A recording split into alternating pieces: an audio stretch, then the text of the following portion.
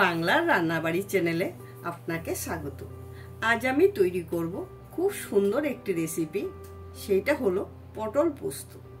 পটল পোস্ত দিয়ে এক থালা ভাত নিমিষেই কিন্তু শেষ হয়ে যায়, এত সুস্বাদু একটি রান্না। আমি এই জায়গায় 5টা পটল নিয়েছি। পটলগুলো সাইডগুলো কেটে নিয়েছি। পটল আমি খোসা ছাড়িয়ে মাঝখানে চিড়ে নিয়েছি, যেন নুন হলুদ এর মধ্যে ঢুকে যায়। এতে কিন্তু খুব টেস্টি হয় খেতে, আর দেখতেও খুব পটল পোস্ত সুন্দর হয়। তারপর আমি গ্যাস জ্বালিয়ে কড়াই বসিয়ে নেব। কড়াইতে আমি দিয়ে দিচ্ছি 2 টেবিল চামচ সরিষার তেল। রান্নাটা কিন্তু অবশ্যই সরিষার তেলে করবেন। তারপর পটলগুলো নুন আর হলুদ মেখে ভেজে নেব। কড়াইতে দিয়ে দিচ্ছি পটল।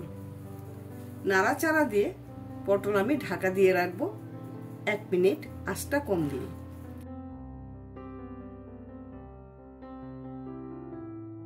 মাঝখানে পটলগুলো আমি একবার নাড়াচাড়া দিয়েছিলাম, দিয়ে পটল আমি লাল লাল করে ভেজে তুলে নিয়েছি। এরপর দিয়ে দিচ্ছি আরেক টেবিল চামচ সরিষার তেল। দিয়ে দিচ্ছি আমি বেটে রাখা পোস্ত। তার মধ্যে আমি 2টো কাঁচা লঙ্কা বেটে দিয়েছি। 4খানা পাকা কাঁচা লঙ্কা দিয়ে দিচ্ছি।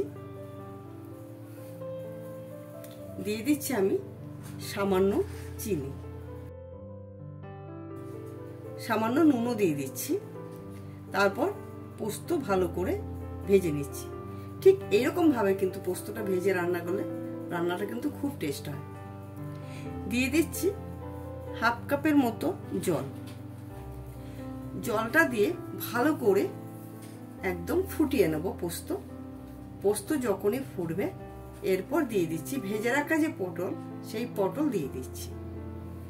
রান্নাটা খুব চটজলদি রান্না, আর নিমিষেই রান্নাটা তৈরি হয়ে যায়, আর খুবই একটি টেস্টি রান্না। এখন বাজারে নতুন পটল উঠেছে, সেই পটল রান্না করে ফেলুন। যখনই পটল থেকে তেল বেরিয়ে আসবে, তখনই মনে করবেন পটল একদম রান্না তৈরি। গরম ভাতের সঙ্গে ফাটাফাটি রান্না। এইভাবে রান্না করে ফেলুন পটল পোস্ত, গরম ভাতের সঙ্গে পরিবেশন করুন। আশা করি খুব ভালো লাগবে। যদি ভালো লাগে অবশ্যই আমার চ্যানেলটিকে সাবস্ক্রাইব, লাইক, শেয়ার করতে ভুলবেন না। আমি আবার নতুন নতুন রেসিপি নিয়ে আপনাদের সামনে হাজির হয়ে যাব। ভালো থাকবেন, সুস্থ থাকবেন। ধন্যবাদ।